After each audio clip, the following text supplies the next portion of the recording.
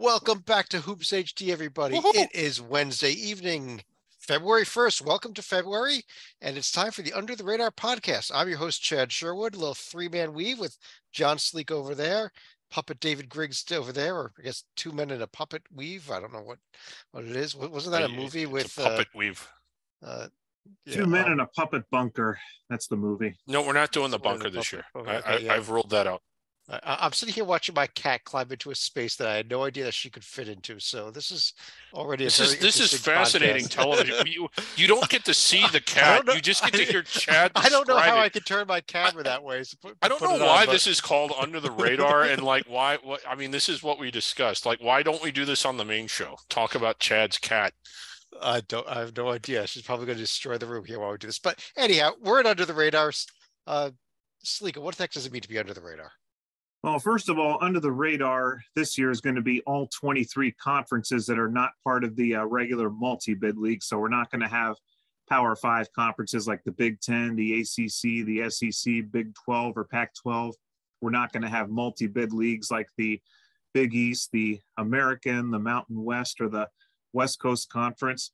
But we will feature the other 23. Well, I should also say we're not going to feature Florida Atlantic because they are in the top 25 and on the radar, but we will feature the other 23 leagues plus the two independent, Chicago State and Hartford. And Griggs, I kind of do the reverse of the UWFS. It's not that we don't care about those leagues. If you do care about them, what should you do? Well, watch the Hoops HD report or the bracket rundown show tomorrow. Am I still too loud? No, you're fine. Okay, good. Yeah. Yeah. This is a horrible beginning. we've totally I'm not freezing up, am I? Okay. We might wish you were by the time the show is over. But yeah. One of the things about these leagues, one of the reasons we love watching these leagues. But for most people, these leagues are about a single name that they see on the bracket when it gets released in March. Occasionally two teams, we might see two or three at-large bids in most years out of these leagues, maybe not even that many, but a lot of times it's just a single team. And the only time really people pay attention to them is if there's a major first round upset involving one of these teams. But we love them. And I wanted to, start with a feature conference like we always do. We'll run through the rest of these leagues in alphabetical order. But when it comes to the feature conference, I wanted to talk about a league that I did a little research actually. Since 2001, when the field expanded first to 65 and then eventually to 68. It was 64, then 65. Oh, 65. 65. When they had a single play-in game, and then eventually they added the first four and more play-in games. Out of 21 tournaments since then, 22 years, 21 tournaments because of the COVID cancellation, 10 out of those 21 tournaments, this team put a team in either that single play-in game or in the first four. So almost half the time it's in the first four, 5 more times a 16 seed, 5 more times a 15 seed. Once in the last 21 tournaments, did it get above the 15 line? It got a 14 seed in 2014. That was a North Carolina Central got that. And that's obviously a good clue as to who our feature conference is. I think it's time we focused in on the Mid-Eastern Athletic Conference, the good old MEAC. Yeah. Go ahead, Greg. Well, yeah, and one of the great stories here, Maryland Eastern Shore, who has, if they have a history, it's ancient, and it was before I came along. Traditionally, one of the worst 10 to 15 worst programs in all of college basketball. Is that pretty fair to say? I mean, always in the 340s, 350s or lower. I think they won the Centenary one year. I'll give you their entire tournament history. They have no NCAA tournament bids. They were in the 1974 NIT then when they won the MEAC. They actually won the MEAC tournament. There was no auto bid for the MEAC that year. They got an NIT bid that season. That's their entire postseason history. A couple of CIT bids after that too, but that's it. That's crazy that they didn't even. I know 74 the format was a lot different, but I always thought all the conferences were included. Well, anyway, getting back on track. Here they are having a historically good year, and how much fun has this been? Seeing them win, seeing them beat teams in this league like Howard, like Norfolk State, Morgan State, teams that are normally the front runners. They're right up there at 6-1, and that's one of the stories really of all of college basketball, or should be, as far as how unexpected and kind of surprising and how really like cataclysmic the turnaround has been for them. Yeah, and we started the season, we thought Norfolk State was going to run away with this league. Yes. And then we focused a little bit on Morgan State when they got a couple of wins. And here we are with Eastern Shore and Howard, who at least I kind of liked Howard heading into the season. Yeah, you did. Eastern Shore and Howard tied at the top.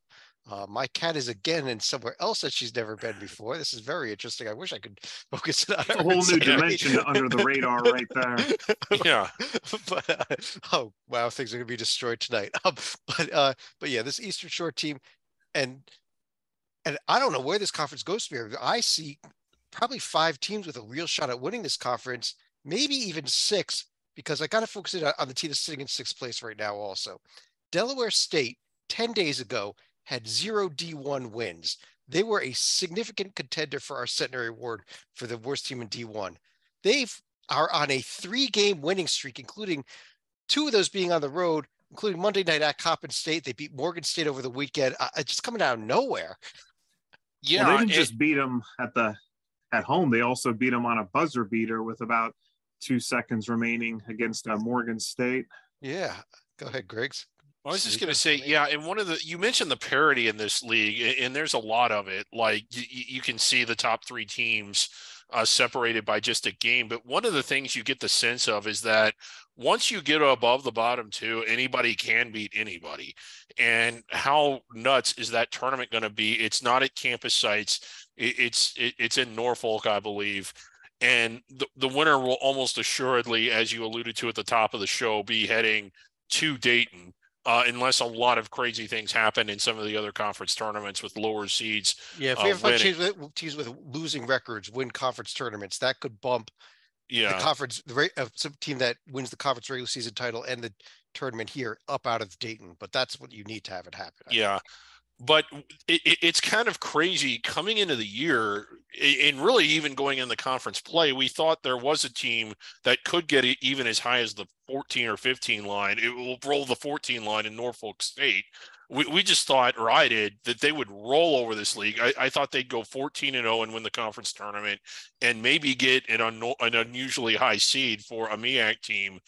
But they've struggled. They've struggled rather mightily, really, in their last few games. Well, yeah, I mean, 5-2 is not a bad conference record, but not for a team that we thought would roll through the league. Yeah. Interesting week ahead this week. The entire conference has the week off.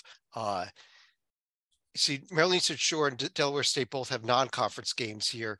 The other 2 games there are will be on TNT, on national TV. It is the Legacy Classic doubleheader being played in Newark. Norfolk State Hampton is a non-conference game. Morgan State, Delaware State, even though they're both MEAC teams, that will not count for the conference standings. So those 2 teams will actually play 3 times during the course of the regular season. So a little week off here for the MEAC in terms of actual games that count for the conference standings. Slika, do you like the who do you like in the Legacy doubleheader on Saturday? I might be looking at Delaware State here, given the fact that they've been playing kind of hot. Of course, they'll have to, as we'll talk about later, also be facing an equally hot Chicago State team next week as well. Oh yeah, they have Chicago State on Tuesday. They're the only team that's getting 2 games in the next 7 days. Yeah. Couldn't we have found another team, like another HBCU that wasn't in the MEAC? There is the SWAC. It's kind of disappointing that we have a non-conference conference game. Yeah. At a showcase event, between, if they wanted to get another HBCU in there, they couldn't find anyone other than Hampton to join in. That's not currently in this league. So a little disappointing. I guess North Carolina A&T must not have been available. North Carolina or Tennessee State, Like Chicago State probably was available. I believe they. Yeah, they probably were. They probably still are. Let's go into the rest of the leagues here in alphabetical order. We'll start at the America East, where Sleeka, we mentioned it last week. They're on top where they normally are is Vermont, and they continued this week with a win over UMBC. Well, that was also a help for Vermont here. I don't believe they were in action tonight, given that they were the odd team out. But if we're looking at who's actually going to be trailing them, it's going to be their old Yankee Conference / Hockey East rival, New Hampshire, who's got a couple wins against UMass Lowell and then JIT. And the big battle here is because this conference tournament is played on campus sites. So if you can't get the 1 seed, you want to get the 2 and at least get 2 home games. If you can't get that, you want to get the 3 or the 4, because we got a huge logjam of teams here. Yeah, we really do. And you mentioned it, the stakes of the games the rest of the way, when you look at teams trying to get into the top 2 to get the bye through the semis, or even just the top 4 to get that quarterfinal game, you basically have 6 teams fighting it out for the top 2 spots, and all of them still alive. I got to admit, it's pretty nice that we're on pace for a potential Vermont-Maine quarterfinal right here in the conference tournament. Well, we might have a preview of that coming up next week. Vermont, a pair of road games here coming up at Albany and at Maine on next Wednesday. So Maine with 71 wins this year, way above average. Yeah, how about them Black Bears? I guess those are, New Hampshire has a game at Bryan coming up on Saturday. That's pretty big among 2 of the teams that are in that battle for at least the 2 seed, maybe even the 1 seed still. Yeah, UMass Lowell is still a pretty good story. I know that they've slipped some in conference, but it's been fun watching them. I don't know. It's one of those that every game feels like it has stakes to it because of the home court situation. Griggs, up next, we're going to go over to the ASUN Conference, where we continue to have a 2-way tie up top, as both Liberty and Kennesaw had 2-0 weeks this week. Both had 2-0 weeks. I want to make sure they both play twice, but yes. And so now both tied at 9-1 at top of the league. We expected Liberty to be here. Kennesaw is really the story, though, isn't it? Yeah, and if we pull both these teams up here, Chad, you'll notice that they do only play once. The ASUN sort of in a new 14-team, bit of a bloated format, so you sort of lose, the balance. One of the things I think Liberty is superior. Like, there isn't anything that really jumps out at you, except when you look at their losses, there's really only 1, maybe 2 if you count Southern Miss, because Southern Miss was at home, that aren't to teams that are. Southern Miss is a very good team, though. So. Yeah, they're really good, but no one other than Eastern Kentucky has beaten them. That isn't exceptionally good, and I just like how they're playing. This is a dangerous Liberty team. It's one of those teams that if they get on the 13 line and you're the 4 seed, you're probably wishing you could play someone on the 10 line instead of them. They're really dangerous. But when you look at Kennesaw, I mean, it's hard to win at Gulf Coast. They did it. It's hard to win at Stetson. They did it. Both Gulf Coast and Stetson won big out of conference games, and Kennesaw went and did that. And it's just, is Kennesaw good enough to continue to keep pace with Liberty? Because the one game against Liberty that they play is at Kennesaw. It is at Kennesaw, which could give them the edge for the inside track there for the 1 seed in the conference tournament as well. And no, we are not going to the top 10 quite yet. Yeah. Wrong screen. But yeah, it is. It's fascinating, and this is Eastern Kentucky is the 3rd best team in this conference. I won't say that it was an awful loss by some standings, and we're not really looking at any of these teams as a serious contender for an at-large bid, although I guess if Liberty did literally win out to their conference tournament final, there might be people with what's a net that is right around 40 that might make a case for them. I just don't think you really can. I don't think they really did enough against what you have to do to really get on the at-large board here. And it's just, because they didn't play the games. They didn't play the games. And they went 0-3 in the ones that they did play. But where were we here? Upcoming games, Liberty and Kennesaw both with a pair of road games this week. But the big one, Sleeka, Thursday night, the big rivalry game, North Florida, Jacksonville. That's going to be the big rivalry game. Actually, back to back. Back to back. Thursday Saturday, I'm keeping my eye on Kennesaw State as they go up I-75 to face Eastern Kentucky. Yeah, but real weird scheduling here. Thursday, Saturday, North Florida, Jacksonville play each other twice this season, and they'll play them back-to-back games. So I think all the travel partners have back-to-backs in the ASUN this year, the way the schedule's set up. Yeah, I don't really like that either. But so Liberty is going to end the season with back-to-back games against Queens, for example. I saw that coming up here too. I think they do that. It cuts down on travel, and it kind of gives you another week of out-of-conference games to work with. So that's why the leagues do it. Jumping over to the newest addition to Under the Radar for this season only is the Atlantic 10. And Slika, every time I'm ready to say, oh, we've got a team that's about to put their foot down, it's about to make a run. First it was Dayton, then it was VCU, then it was St. Louis last week. We're all on board with St. Louis, and they go to Fordham last night, and what the hell happened? It's one of the few times where Fordham has actually won a stakes game in the Atlantic 10. Definitely the first time since the Derek Wittenberg era where they've had a record this gaudy. But I think Titel's also pointed out in their 100-plus year history of the program, they've only had 20 wins 3 times, and they're going to smash that record this year at this pace. Yeah, about this is one of our favorite leagues, which is why it's so unfortunate that it got demoted down to under the radar. But one of the stories is Fordham. A game out of first, and everything Stalika just said, that is an astounding stat that Fordham has had basketball for 120 something years and only had 3 20-win seasons. And you know what? Going back and forth between the VCU, the St. Louis's, the Dayton's this year, I say forget it with all 3 of them. I'm on the Fordham bandwagon. That's who I'm rooting for. They're only a game out of first in the loss column. They could win this conference regular season title, among other things. They won't be an at-large team, but no, they won't. They'll have to win the A-10 tournament, but they'll get that buy into the quarterfinals and have a lot easier path if they do. Yeah, and that quarterfinal game should be winnable, especially if they're the first place team. This normally a multi-bid league. They're normally not an under the radar league. If by chance you're watching us for the first time, we demoted them because, well, no one's inside the bubble and no one's going to get there. Frankly, yeah. Like I said, VCU goes and loses a home game to St. Bonaventure, who is who's a 500 team and struggled with a game at Davidson.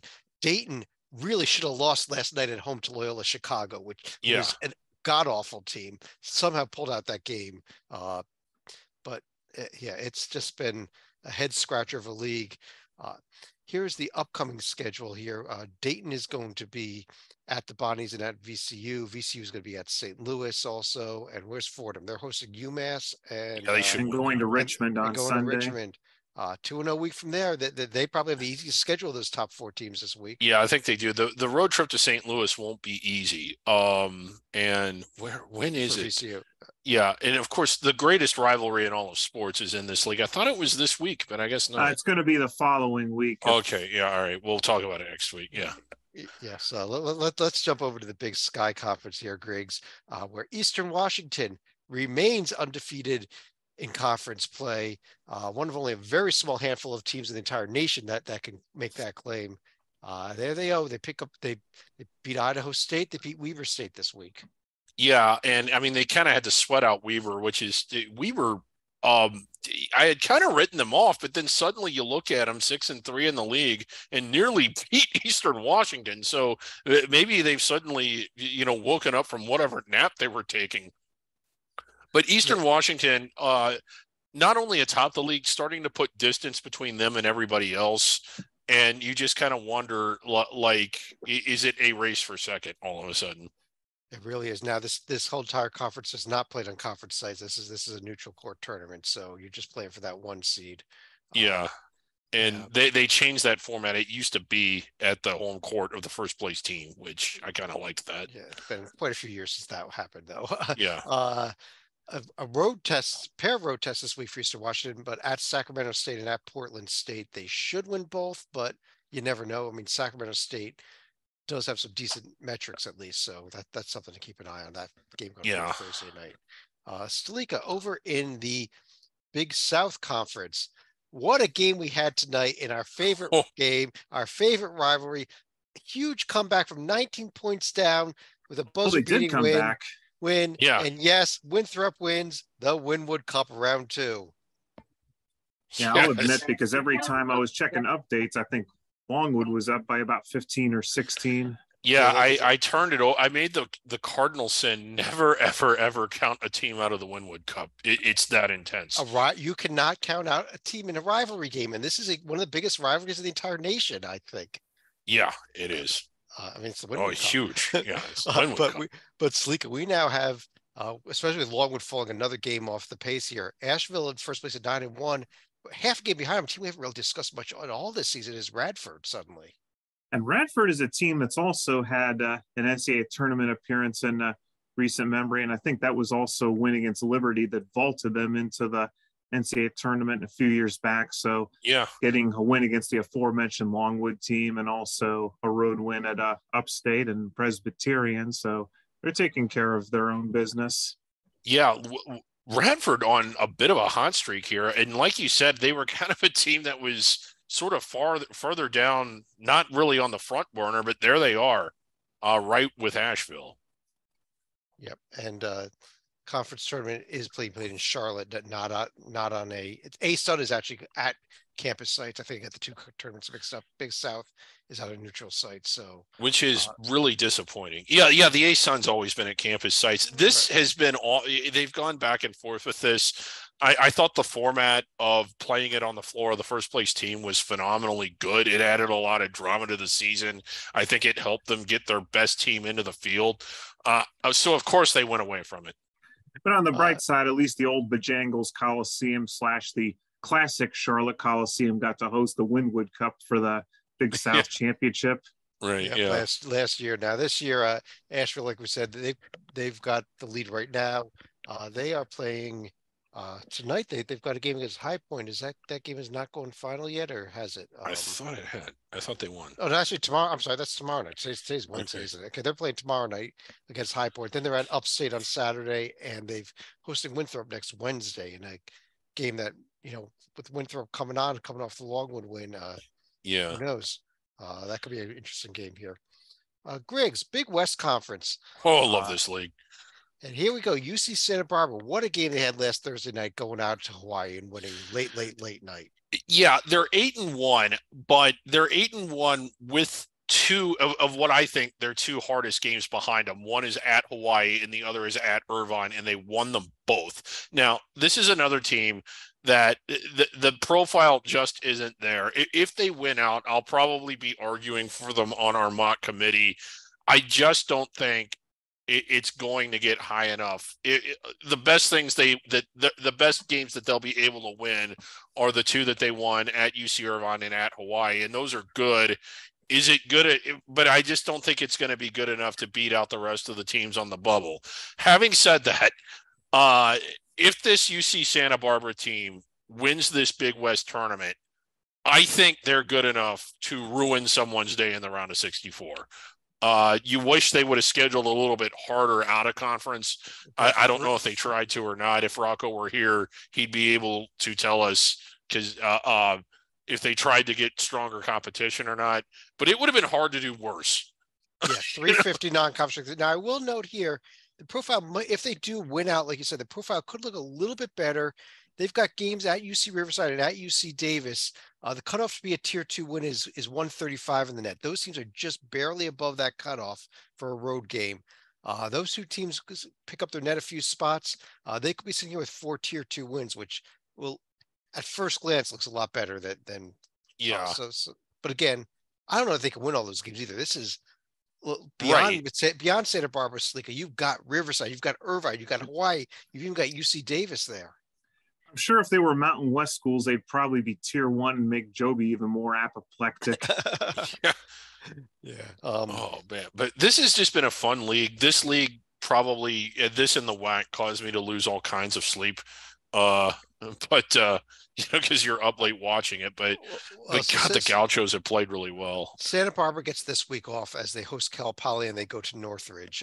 So they get to play the two of the, which will not do anything to help their metrics, quite honestly, and probably make them all go down. Salika, over in the Colonial, first of all, a little welcome back here to the College of Charleston. They are back under the radar.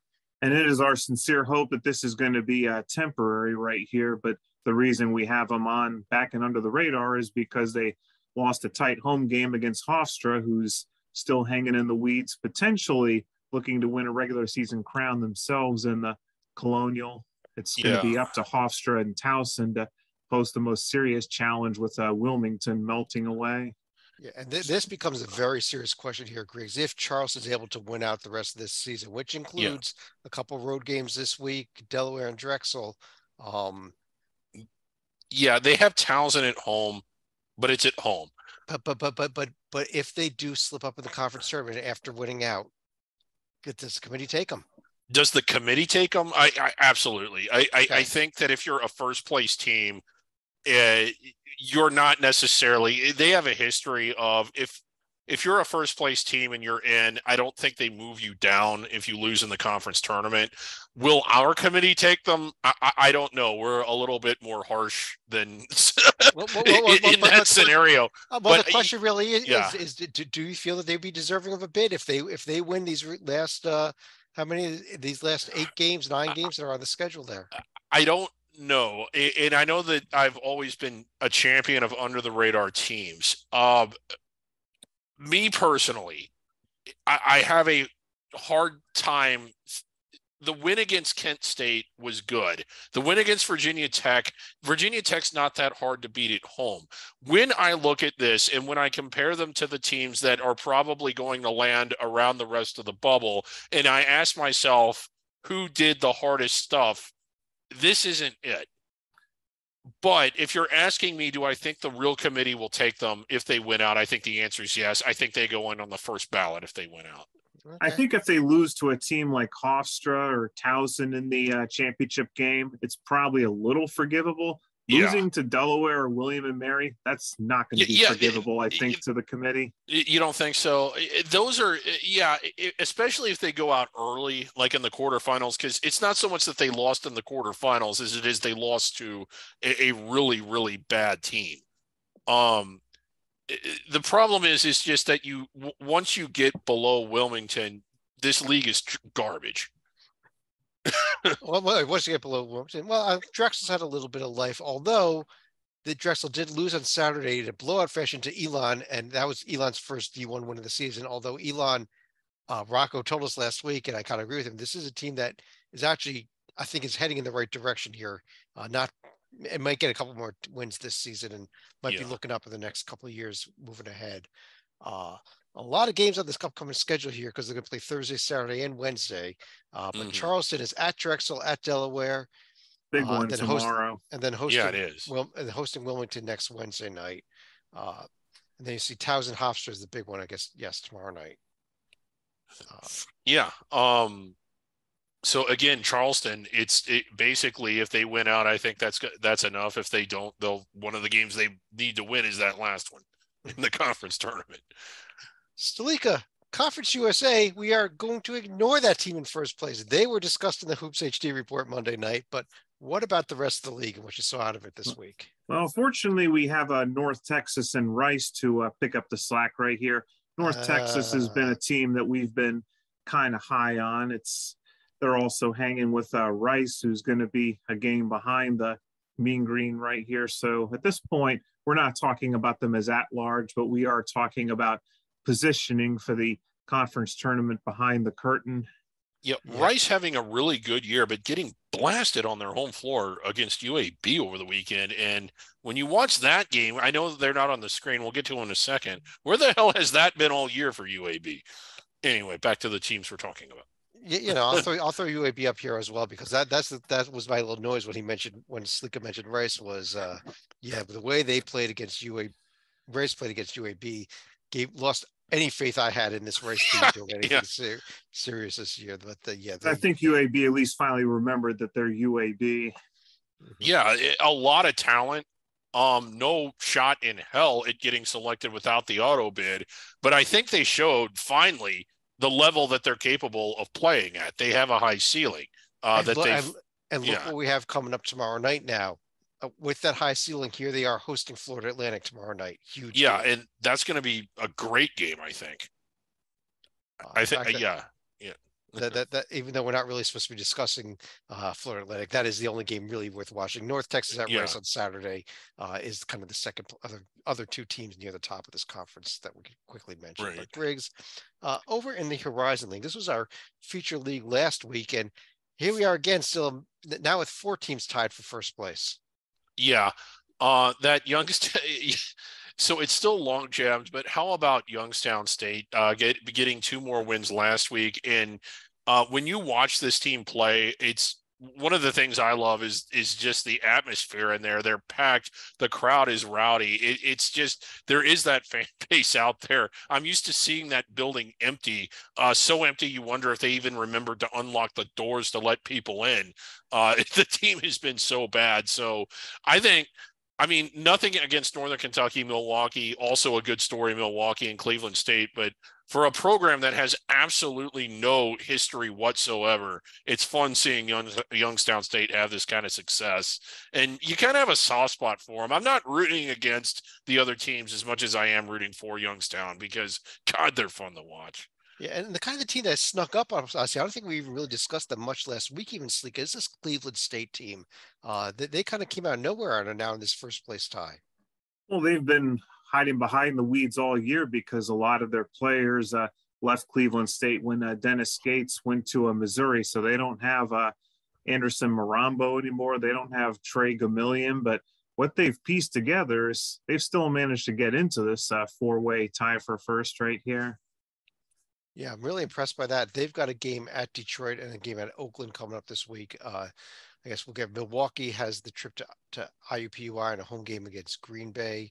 But I think the game of the season here is in fact coming up on Saturday. Is it going to be the under the radar game of the game day?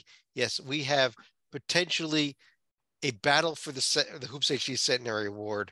Green Bay at IUPUI. This is like the Bizarro #1 versus #2 matchup right here.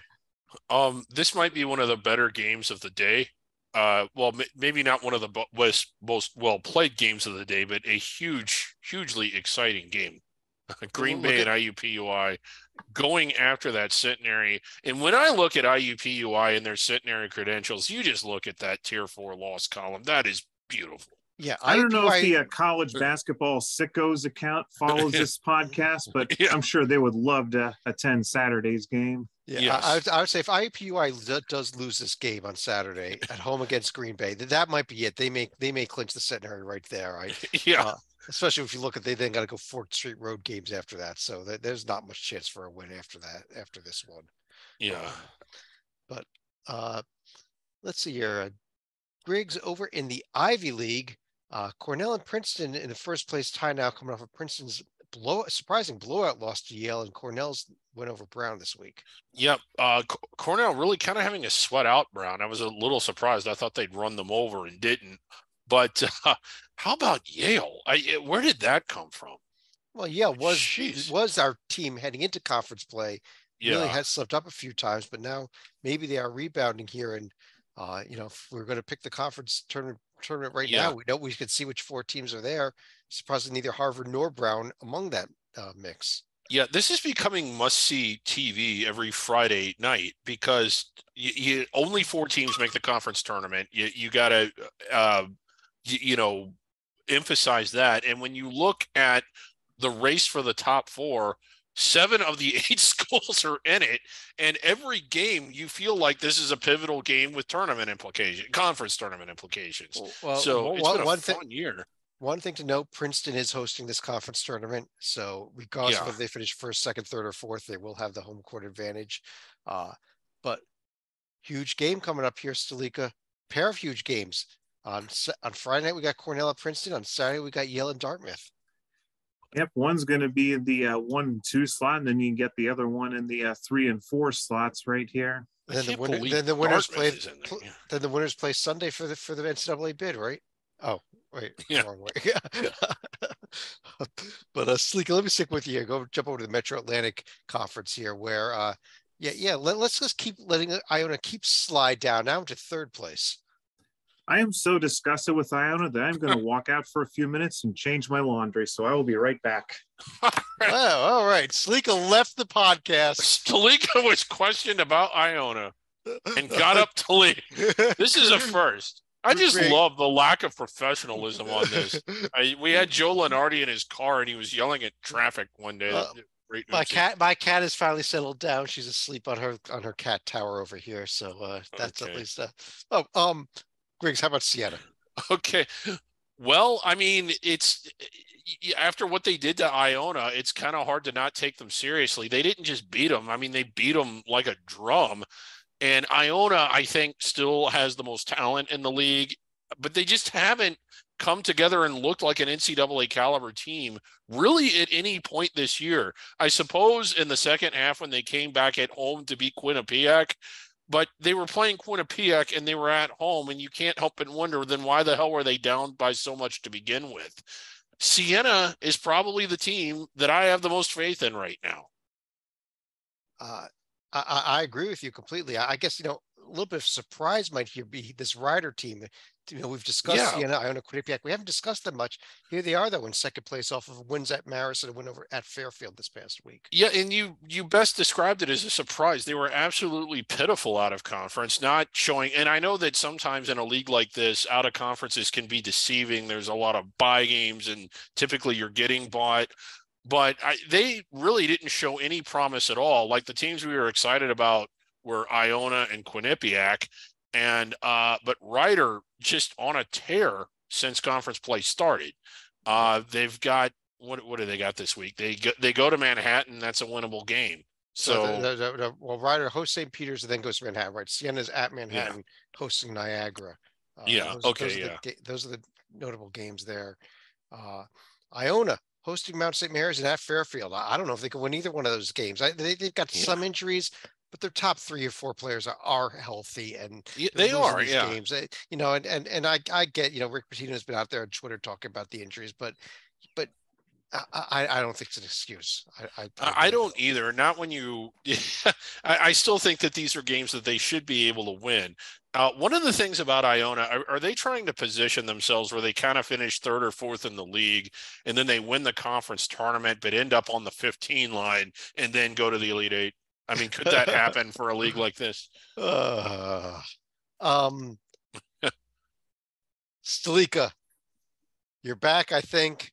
I don't know if you brought your laundry with you or not, but we're going over to the MAC with the first place tie between Kent State and Akron. Those two teams are good friendly rivals, right? Yeah, it always comes down to the wagon wheel, as long as a certain video that we are not allowed to play here. Kent State 2-0 week with wins over Buffalo and Central Michigan. Akron with 2-0 week with wins over Ohio and at Buffalo. And these teams, Griggs, I just think, even though I know Toledo's pretty good and Ball State's pretty good, I think these are the two teams in this conference. I think it's the two teams too. Toledo is kind of good. Like Toledo was a team, I think they were my pick to win it all. And before the season started, if you'd have asked me who out of this group would make a run at the bubble, I would have said Toledo. So I don't want to dismiss them as not being good, but when you look at Kent State and Akron, and particularly Kent State, you just feel that these teams are kind of better than everyone else. This game Friday night is going to be something to see. Like you are, if you're not familiar with the wagon wheel rivalry and the intensity of it and the intensity of the fans and the way, I mean, the way the fans get into it with the players, even it is something to see.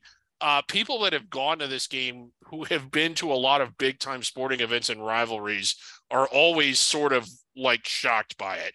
This is an intense rivalry you should watch on Friday night. And then there's no rest for the weary as far as Akron goes, because I think it's 4 days later they host Toledo, who was also coming off of a surprisingly tough road win at Miami. Yeah. We already talked MEAC, so let's skip over that. Stalika, how about the Missouri Valley Conference, where I think we have all the scores updated from tonight? There's still, I think, one busy more night game, tonight. One more game going on as we record this. Northern Iowa is up in the second half in a close game at Drake, but there's the scores from tonight with Murray State with the big win in the Ohio Valley, in the Missouri Valley Conference game over Belmont, creating if you want to look at the loss column here, a 5-way tie, which will be broken when the Drake Northern Iowa game goes final. And thanks to our under the radar game of the day today between Bradley and Southern Illinois, the Braves helped to make this not quite as big of a logjam as the Ohio Valley had with a 6-way tie at one point, but this one's getting pretty close, and there's 3 other teams that are only 1 game back in the loss column right now. So quite a bit of a drop off between Missouri State and Illinois State. Yeah, and I mean, you want to be in the top four at least. The top four teams will get buys to the quarterfinals. To see teams 6 through 12 have to play a first round. Sorry, 5 through 12 have to play a first round game in the conference tournament, and we just have 8 teams that could still win this conference regular season title, which is insane. that is insane. Yeah, the fact that we've got one game separating the top 8 teams is ridiculous. And you didn't talk about him that much. Drake is starting to play, especially with their blowout win at Belmont. They're starting to play at the level that I thought we were expecting to see. Again, down 8 right now in the second half against Northern Iowa at home, though. So okay, well, they were playing they were starting to, and then they stopped again. I just turned on that game, by the way. Hey, they got time to come back. If it's like last week when we did our bracket rundown show, we were talking about USC getting blown out by UCLA at the start of the show, and by the end of the show, we're talking about USC's win. So you never know. Yeah, which turned into a blowout win. It was quite a second half. So. Oh, we are missing one score, another score there, the USC Illinois State game. I'm not even gonna tell anybody who won that game because nobody cares. But but there's a lot of good games ahead this week. I think you can circle almost every game on this schedule, other than that one here. Yeah, you really can. Murray State going to the trees, Drake going to Murray. Wow. Yeah. Southern Illinois hosting Missouri State. Belmont at Missouri State. It's going to be a fun valley here through the month of February. I think it really is. It's been fun all season long, really, unless you're Evansville. Although this feels more like a week of separation right here between the haves and the have-nots. Well, we'll see. Yeah. We'll see where we are next week. Stalika, Northeast Conference time, where Fairleigh Dickinson now back in first place. They had bounced back and forth a little bit with SFPA, picked up a big win over them last weekend. Not just beating STFU, but also getting the road win at Merrimack right here. So it does give them a little bit more separation right here. So no other wins for the Red Flash, since that looks like that was their only, they also lost to Central Connecticut on the road, which is not good. Not good. And congratulations to SFB. Safe Res of Brooklyn sweeps the Battle of Brooklyn for the season. Yeah, they haven't done much else, but they did that. And LIU's won one game all season against D1. Yeah. Also in the hunt for the Centenary Award, Long Island. Fairleigh Dickinson, I will say the one downside to having them at the top of the league is that they take up so much space when on our spreadsheet when typing in the 16. It's a long it's a long name, and they're always playing somebody else with a FDU will work, trust me. They've got Thursday off. They will be hosting Wagner on Saturday, though, so just one game this week for Fairleigh Dickinson. There was one fun fact of trivia I discovered about our new favorite team, the Stonehill Stoners. Apparently, Providence head coach Ed Cooley was a one-time Stonehill Stoner. Was he? No, he's just a stoner. Now you look at it right there. We got the team nicknames at the top of the team sheets. There they are, the Stonehill. Yeah, the Stonehill Stoners. Okay, so it's official. Yes, it's official. Yeah. Griggs over in the OVC. We now have a 3-way tie. It's no longer a 10-way tie. It's a 3-way tie. Right. UT Martin, Morehead State, and SEMO. Yeah, one of the big surprises here is one of the teams you didn't name, SIUE, now losing 4 in a row, which I thought they were sort of going to run away with this league. And not shooting the ball well at all, just not looking really good in this stretch at all. And you kind of wonder what was it we liked about them in the first place. Tennessee Tech, who was pitiful out of conference, suddenly on a run in conference. They're at, I want to say, Moorhead tomorrow. So they, while a game behind, a chance to jump over some teams if they can win tomorrow. Yeah, well, Martin's going to be at SIU Edwardsville. Yeah. SEMO's going to be hosting Little Rock, so SEMO should definitely win. Yeah. See what happens with the other two games. SEMO could be in sole position of first place come Friday morning too, though. So right. And it should be an exciting. What's important about this game, particularly for teams that don't go deep into their bench, is that it is a ladder format. 2 teams go to the semis, 2 teams go to the quarters. And if you're in the semis and you don't have a deep bench, you obviously have a much better chance of winning the tournament than if you're starting off in 7th place and you need to win 4 games in 4 days. And only the top 8 into the conference tournament as well. So 2 teams won't even make it there. I believe that they are taking the ineligible teams, Southern Indiana and Lindenwood. Yes.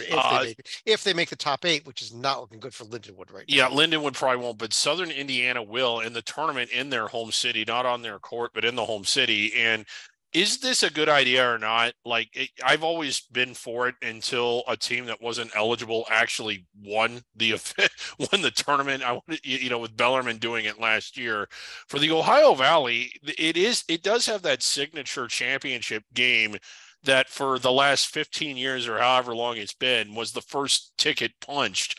And if we come down to that first ticket punched, I think that they draw viewers in because it is the first one and the game doesn't mean anything. Did they just totally sabotage their own showcase? I don't know, because I also do like the idea of giving these ineligible teams who've got to go through this awful 4-year transition a chance to win something. So well, there's also going to be a big drop off in attendance because we're no longer going to have the Belmont and Murray State fans that are going to be propping up the attendance here. Yeah, well, Southern Indiana fans might be probably not to the extent of Murray State fans yet. Correct. Yeah. Stalika.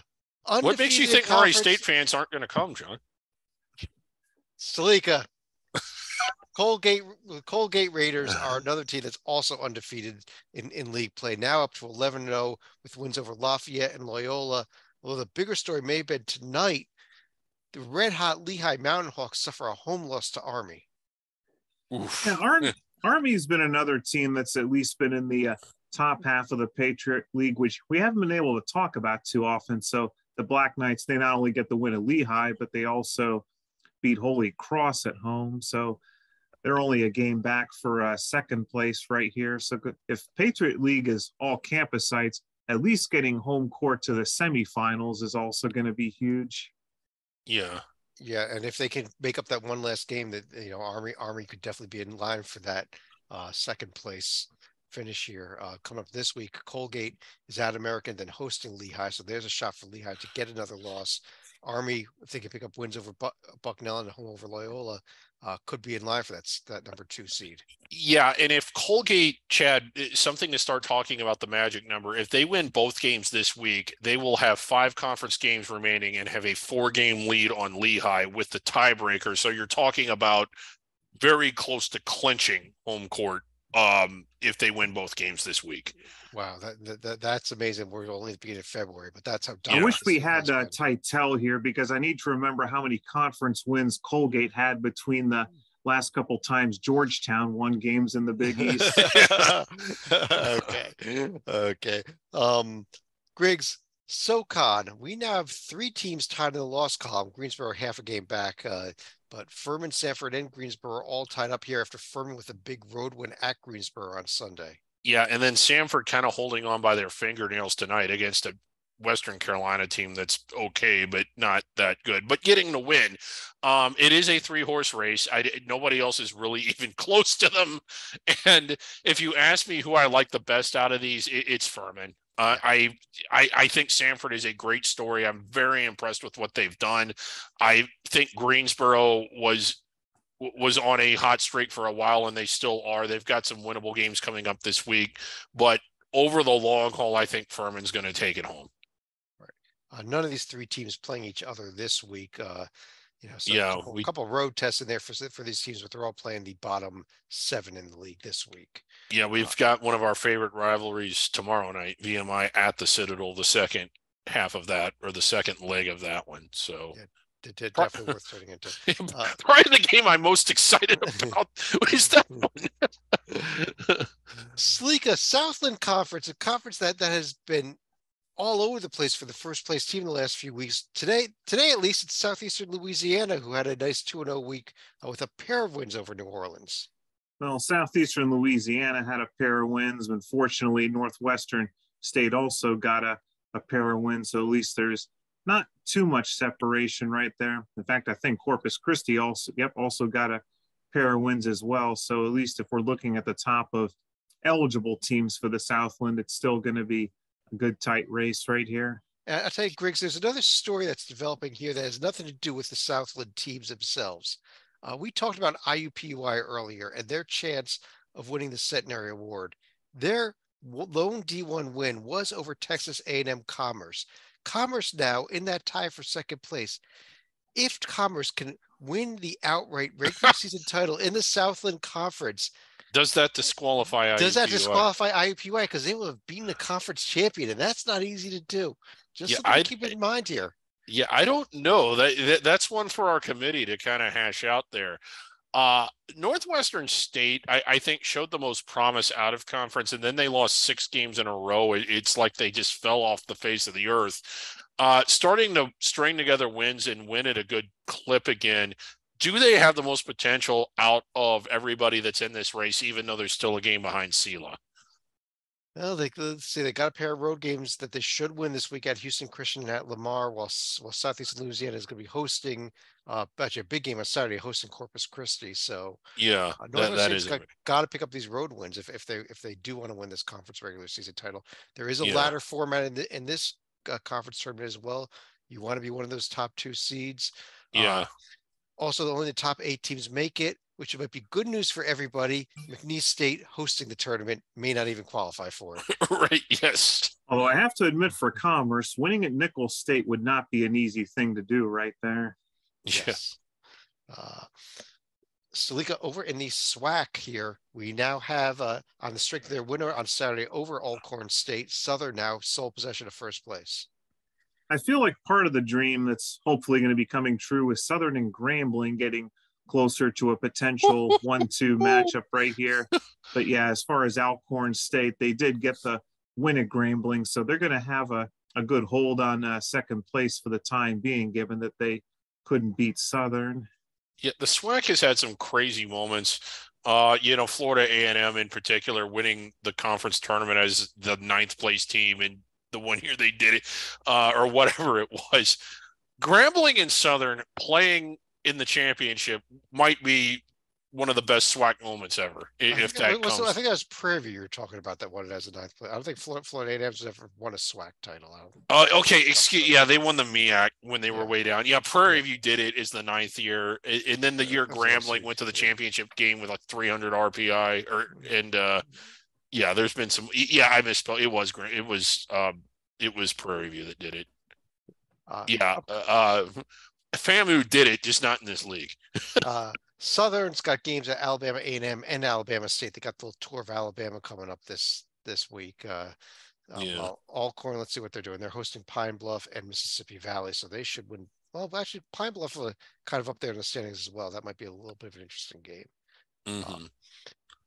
Next up is, let's see, how about the Summit League, Griggs, where Oral Roberts, this is, I think, the third of the 3 undefeated teams we're going to be discussing directly in this podcast. Oral Roberts, again, getting very close with 7 games remaining and a 4-game lead to clinching first place. And what that means in this conference, Chad, is that you get to wear a white uniform. There is no ladder. There is no campus sites. While the conference tournament is one of the best ones out there, one of the most entertaining year after year, as a fan of the sport, you kind of wish they would do something to help out the first place team. At least don't make them play Western Illinois in the quarterfinals, because that always seems to be a disaster. But Stalika, let me ask you a question here. Let's say they win all these remaining regular season which games. They should. They win their quarters and their semis. They get upset in the Summit League championship game. They are 29-5, although only 25-5 against D1 opponents. They did have 4 non-D1 games. No losses outside of Tier 1A, but no wins over anybody really close to the field other than a home win over Liberty. What do you think the committee does with a team with all these Tier 4 wins and not much else? It's going to be a fascinating proposition, because this feels like the North Carolina profile from last year on steroids, at least going towards the end of the regular season right here. I don't know that the record is going to be enough. It might also depend to some extent on whether or not Liberty is able to win the Atlantic Sun. So at least it would give them at least 1 win against a postseason team, but I still think it's going to be a big reach right there. Yeah, Missouri State could win the Missouri Valley. They're among those 8 teams in that battle too. Maybe even get 2 tournament caliber wins here. Yeah, it would be 4 because they would have 2 wins over whoever wins the Summit League tournament. So yeah, a couple things working against them, and I'll just name the most obvious one first. Yeah. It's all those like tier 4 wins. The 4 out of conference games are against non-D1 opponents are not being factored into the strength of schedule. So while it's 4th, everybody in the committee is going to be like, well, yeah, but it's not factoring in 4 really weak teams. And the other thing is, I forget the year. Murray State one year played a ridiculously weak schedule. I want to say they won 28 games, but 24 of them were against sub 200 teams, and that team was not selected. I don't think Oral Roberts would be selected either. Okay. Here is the upcoming schedule. Oral Roberts this week is at Kansas City. That looks like it's their only game this week. Yeah. So fortunately, the way this conference is playing at, Oral Roberts wouldn't have to worry about Western Illinois till the conference championship. Right. Yeah. This conference tournament did expand their conference tournament. All 10 teams in this year, including St. Thomas. So yeah, traditionally it had only been the top 8. How about the Tommies? A winning D1 record as a 2nd-year transitional team. That's pretty good. Up next, we have the Sun Belt, where Salika, we've got a mess here at the top between 3, 4, maybe 5 or 6 really good teams.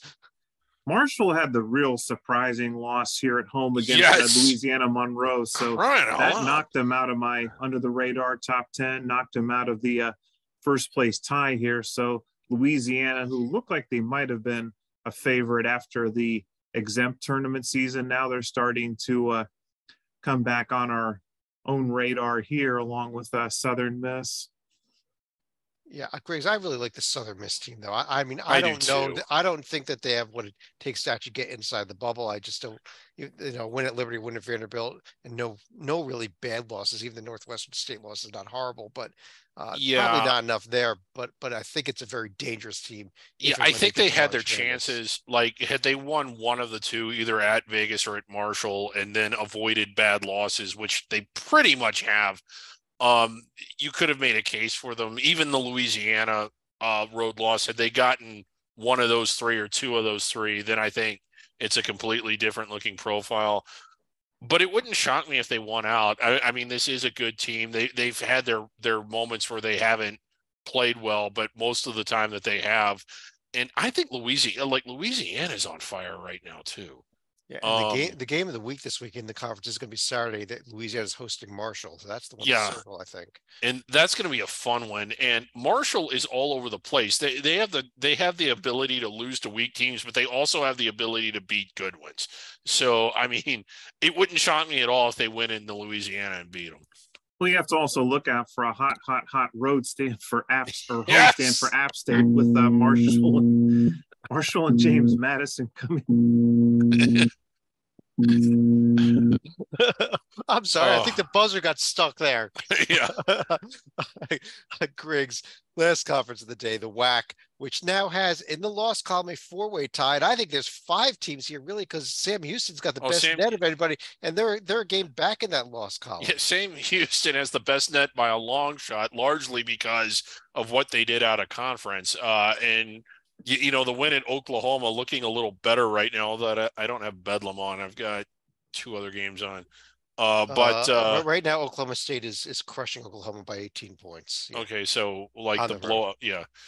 Anyway, but Sam Houston with tonight coming off of the win tonight at UTRGV on a buzzer beater. So this Sam Houston team, their biggest Achilles heel is that they'll go into like long stretches where they just can't score. But their team defense is really good. I don't know what is the adjusted. 29th. That actually seems a little low. But it's the best by a lot in the conference. Yeah. But they're a really, really, really good defensive team. And that alone, if they could have just a decent night on offense, they can beat certainly anyone in this league, but they can beat some pretty good teams that are high in the rankings as well, because just of how good their defense is. Now, I know that that's a lot that has to come together, but they're capable of doing it. But what a fun league this has been this year. I'm sad that it's getting broken up a little bit. Yeah, a few teams on the way out. Although New Mexico State, without a win yet in conference play, a little bit of a shocker current score. They are up on Stephen F. Austin, who's among those top teams in the second half as we record this. Yeah. Also, Southern Utah, who's in that top group, is in a tough game at California Baptist. Seattle, a tough game right now as we record this at home against Abilene Christian. So, yeah, ever by since the time everyone's started watching this, these standings may be completely different. Yeah, Seattle's been. I mean, we've been high on them all year. Then we went all in on them, and then they've just sort of like kind of gone through a bit of a decline. Still really good though. I mean, very much in the hunt. Right. Other games to watch on Saturday. These top teams really aren't playing each other here much on coming up this week. We'll get to the two key games that are on this schedule in a moment when we get to another conference, though, which you'll find out about. But before we go there, let's take a quick look at the Independents. A 2-0 week for the Independents as Chicago State beats Aurora and gets the buzzer beater win at the Citadel on Monday night. Yeah, and how about Chicago State this year? Playing hard, playing under almost impossible circumstances. They've played 19 road games. They still have more to go, and with nothing really to play for as far as stakes or on paper or anything, still playing hard. And this is a team that is no longer one of the 10 or 15 worst in college basketball, at least not this year's edition of it. And how is it when they had less going for it than ever before in terms of opportunity that they finally started to look better than what they have? I would love to see this continue. I would love to see them retain their coach. And I would love to see them get a conference invite to the Summit League, to the Horizon League, maybe even the Ohio Valley. I don't know. They have a fascinating week ahead at Hartford. First two games, these two teams will play each other here the last month. Then at Delaware State, who is, we talked about them and how, even though they were on a bit of a winning streak, how rough things have been there. So yeah, if we can pick up a couple more wins this week here for Chicago, yeah, they really State, can. Definitely winnable. Yeah. If you want to talk about rough, yeah, Hartford had a week off, and now suddenly they're going to have 3 games in 5 days right here. That's the life of an independent. Yeah, it is. Hosting Lowell and Central Connecticut as well. Let's jump to our mythical conferences. We'll start from the Front Range.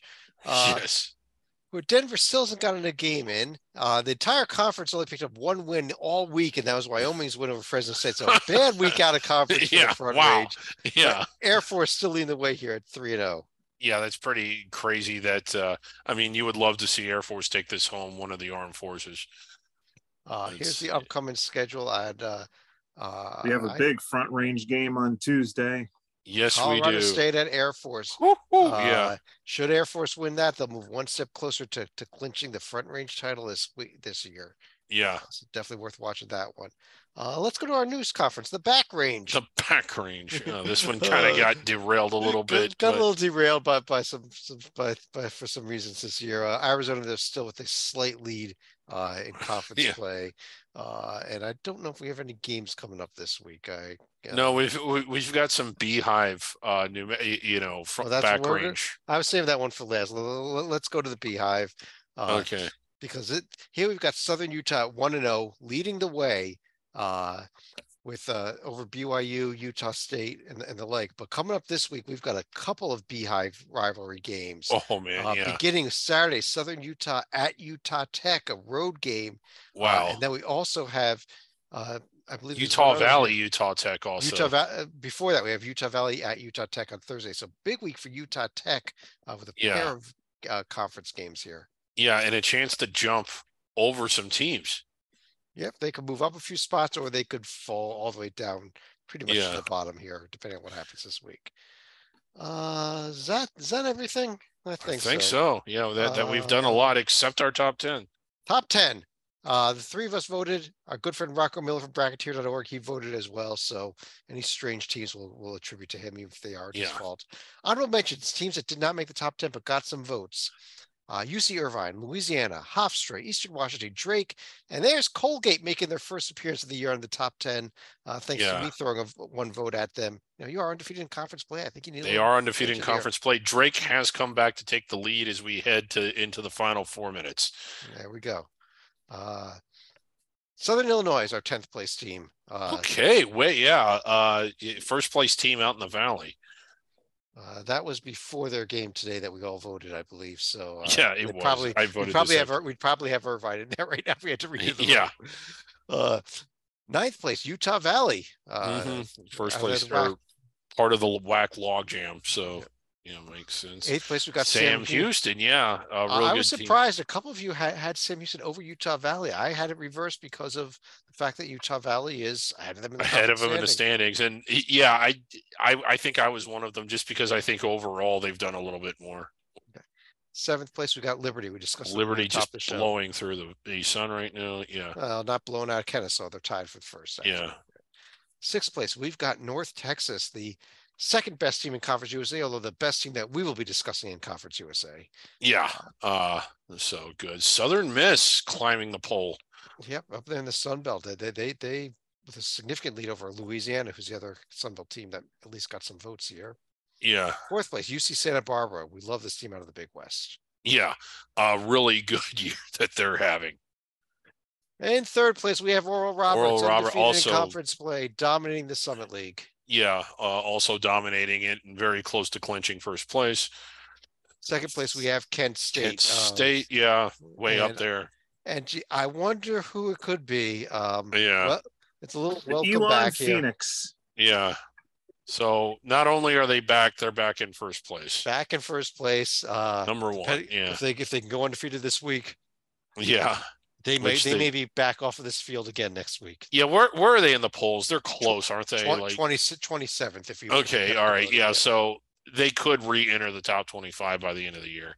Yep, College of Charleston, number 1, Hoops HD, under the radar top 10 for February 1, 2023. Let's move to final thoughts. Stalika? I may be regretting not going to the NKU Milwaukee game last Saturday because this was a game where Northern Kentucky actually got a 20-point lead, but Milwaukee made the big comeback and ended up getting the close win in Highland Heights. So that's going to give the Panthers a tie-break edge depending on who else is going to be at the top of the standings because they're not just going up against NKU, but also the aforementioned Cleveland State Vikings and who else am I missing? Cleveland State, Northern Kentucky, Milwaukee, and Youngstown State. Youngstown, yeah. Griggs. Getting back to something we talked about earlier, the Kent State Akron game on Friday arguably has, I still think, even though Kent State did lose a game, if they win all of the rest, which would mean a win on Friday, that they'll get a serious look from the committee and even get selected. This isn't just one of the top under the radar rivalries. I think personally, it's one of the better rivalries in all of college basketball. Now, I'm not going to compare it to your massive ones like Duke, North Carolina, BYU, Utah, but it is up there, not in terms of the stakes of the games, but in really just how competitive they are. And there is more bitterness here than what you realize if you've never seen it before. Absolutely. And that's that's definitely a game worth watching here on Friday night. Yeah. It might be one of the best games all weekend. Yeah, it really could be. Yeah. Including some very big games among the major conference teams. Yeah. I'll be watching those. I'll be watching that, those games up in Newark, maybe. Anyhow, I do want to thank everyone for joining us. We'll be back tomorrow night with a bracket rundown show in which, if you want to hear a lot about the teams that we did not discuss tonight, where do you go, Griggs? The Hoops HD report or the bracket show tomorrow. All right. On behalf of John Stalika, he's over there. David Griggs, he's down there. I'm Chad Sherwood. Thanks for joining us. Talk to you again tomorrow night.